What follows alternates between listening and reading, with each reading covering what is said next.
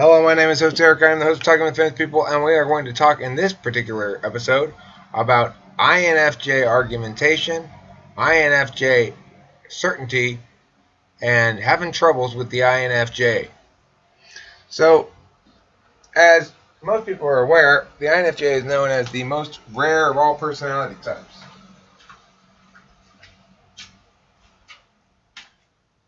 It should be noted that a lot of people say there are a lot of INFJ fakers out there. I don't know if that's the case or not.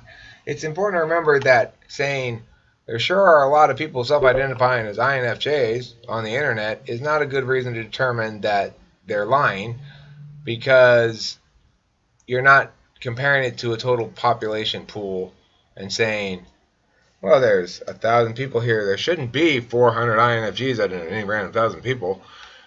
The places that we encounter INFJs are going to be places where they're drawn to, and just because we find a clump of them someplace doesn't mean that some of them are lying, because we probably won't find a clump of them anyplace else. They're likely only be in a couple places, MBTI is one of the places where they're likely to be, because they probably wondered, I mean, obviously INFJ is going to like to discover, if they take this test, that they're INFJ. They're going to like what they read. They are the magic type. I've been hammering on them a bit lately because I think it's important that they understand their limitations. I'm not sure they do. I think that's their biggest limitation, is they don't understand their own limitations. So basically, the gist of this video, the message of it is, INFJs, even if you're completely right about everything, given all the information that you have, given all the data, given all the status quo, given all the variables in place, etc., even if your conclusion is absolutely right, it doesn't account for blowing up the framework, which is what is something that I am likely to attempt to do. So if you think there's no way it's possible for somebody to achieve X in this mechanism, you're right, but the mechanism is subject to change. And the ENTP, the NE-DOM, and this is why NI-DOMs run the risk of being big wrong, even though they're very rarely wrong. When they are, it's big wrong. Whereas ENTPs are likely to be wrong a lot, very often, but they're going to be little wrongs, because the ENTP is not going to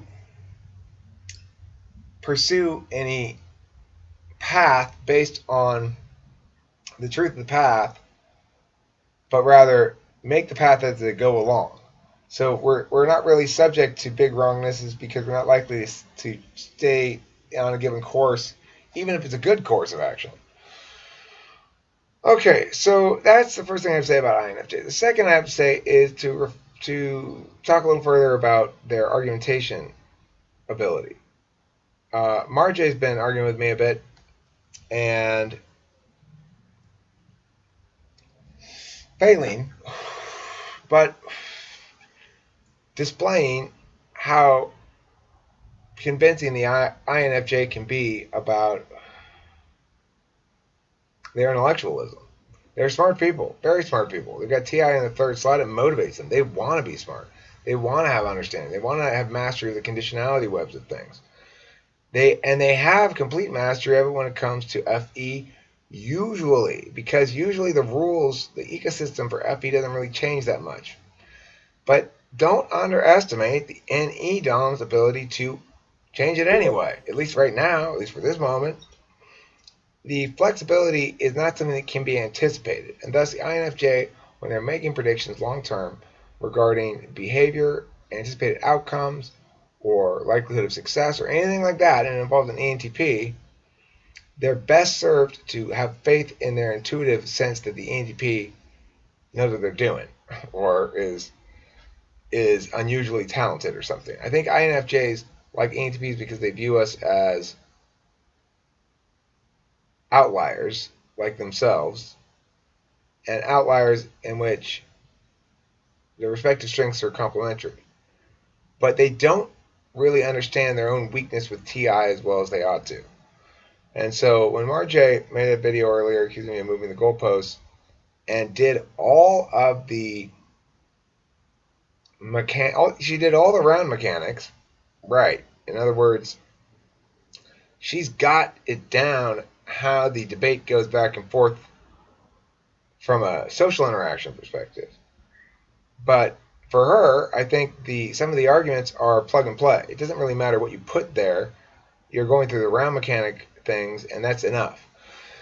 Unfortunately, and it probably is almost always, because she's smart, and I think she may even be a lawyer, although I may have the wrong person in mind, but it's going to work most of the time.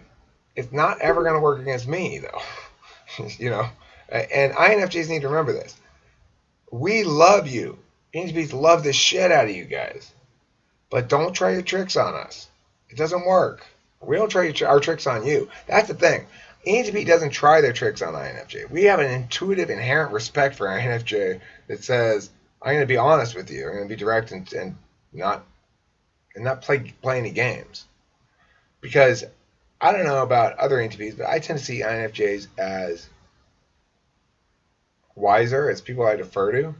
I know it's not the type I'm supposed to be deferring to. I'm supposed to defer to ENFPs and INFPs.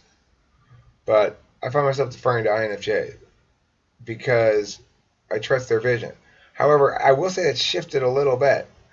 When Corey was finally wrong, big wrong, and persisted in it for a long time in a way that I was uncertain about at first, but having made it through the gauntlet of naysaying, I came to accept with a high degree of certainty eventually. That kind of broke INFJ's spell a little bit. Like, now I understand them. Prior to that, I hadn't ever experienced them being certain and wrong.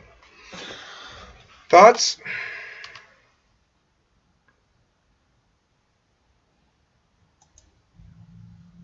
No thoughts? Okay. Thank you very much for watching yet another exciting episode of Talking with Famous People, in which we discuss the INFJ capacity for big wrongness.